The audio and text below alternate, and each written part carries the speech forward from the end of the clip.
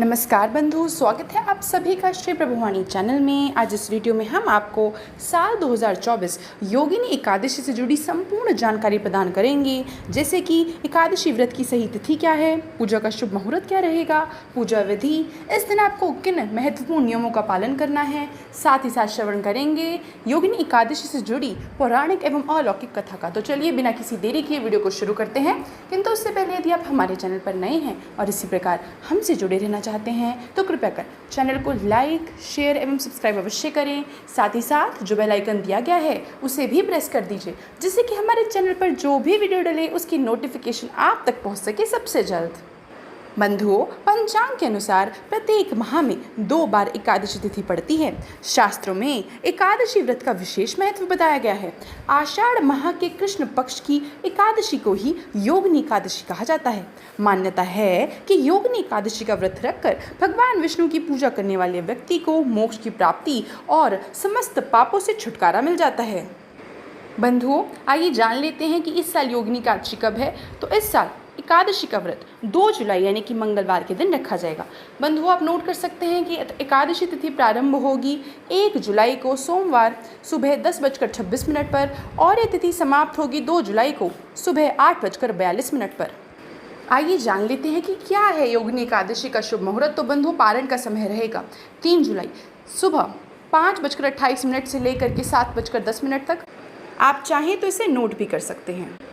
आइए अब जान लेते हैं कि क्या है योगिनी एकादशी से जुड़ी पूजा विधि। तो बंधुओं, एकादशी की सुबह स्नान के बाद हाथ में जल, चावल और फूल लेकर व्रत का संकल्प लें। शुभ मुहूर्त में भगवान विष्णु की मूर्ति या चित्र स्थापित करें। अब प्रतिमा के सामने शुद्ध घी का दीपक जलाएं और भगवान विष्णु को तिलक कर पीले पुष्प अर्पित करें। इसके बाद अन्य सभी सामग्री अर्पित करें और भोग लगाएं। भोग में तुलसी के पत्ते अवश्य डालें, क्योंकि भगवान श्री हरि विष्णु को तुलसी का पौधा सर्वाधिक प्रिय है। अंत में भगवान विष्णु की आरती करें। अगले दिन द्वादशी तिथि पर ब्राह्मणों को भोजन करवाने के बाद व्रत का पारण करें।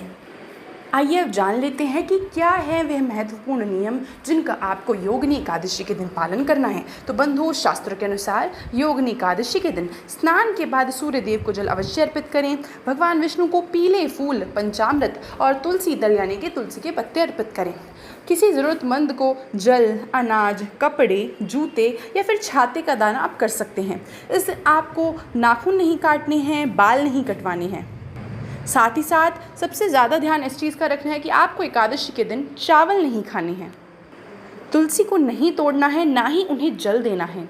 इस दिन आपको तामसिक भोजन जैसे कि प्याज, अदरक, लहसुन, मसूर की दाल इत्यादि इन सभी के सेवन से बचना है। घर में संपूर्ण तरीके से स्वच्छता का वातावरण बनाए रखना है।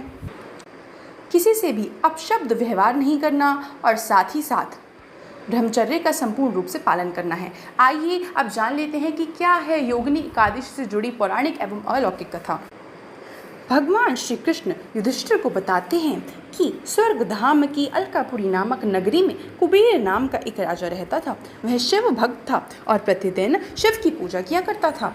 हेम नाम का एक माली पूजन के लिए उसके यहाँ फूल लाया करता था। हेम की विशालाक्षी नामक एक सुंदर स्त्री थी। एक दिन वह मानसरोवर से पुष्प तो ले आया, लेकिन कामासक्त होने के कारण वह अपनी स्त्री से हास्य विनोद तथा रमण करने लगा।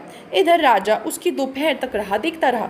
अंत में राजा कुबेर ने सेवकों को आज्ञा दी कि तुम लोग जाकर माली के न आने का कारण पता करो, क्योंकि वह अभी तक पुष्प लेकर नहीं आया है।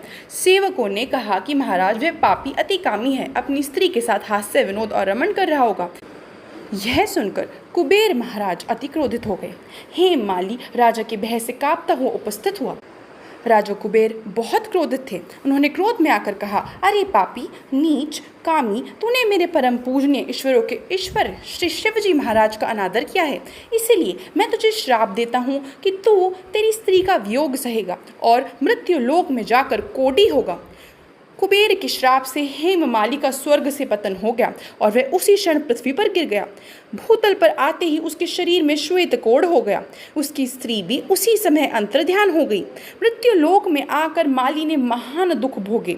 भयानक जंगल में जाकर बिना अन्न और जल के वह भटकता रहा। विचरण करते हुए उसे एक मार्कंडेय ऋषि का आश्रम दिखा जहाँ वह जा पहुँचा। उसे देखकर मार्कंडेय ऋषि बोले कि तुमने ऐसा कौन सा पाप किया है जिसके प्रभाव से तुम्हारी यह हालत हो गई है। हे माली ने सारा वृतांत कह सुनाया। यह सुनकर ऋषि बोले, निश्चित ही तूने मेरे सम्मुख सत्य वचन कहे हैं, इसीलिए मैं तेरे उद्धार के लिए तुझे एक व्रत बताता हूँ। यदि तू आषाढ़ माह के कृष्ण पक्ष की योगिनी नामक एकादशी का विधिपूर्वक व्रत करेगा तो तेरे सभी पाप नष्ट हो जाएंगे। हे माली ने मुनि के कथनानुसार विधि पूर्वक योगिनी एकादशी का व्रत किया। इस व्रत के प्रभाव से अपने पुराने स्वरूप में आकर वह अपने स्त्री के साथ सुखपूर्वक रहने लगा। तो यह थी बंधुओं आगामी योगिनी एकादशी से जुड़ी संपूर्ण जानकारी। आशा करती हूँ वीडियो आपको बहुत पसंद आई होगी। वीडियो देखने के लिए आपका बहुत बहुत आभार।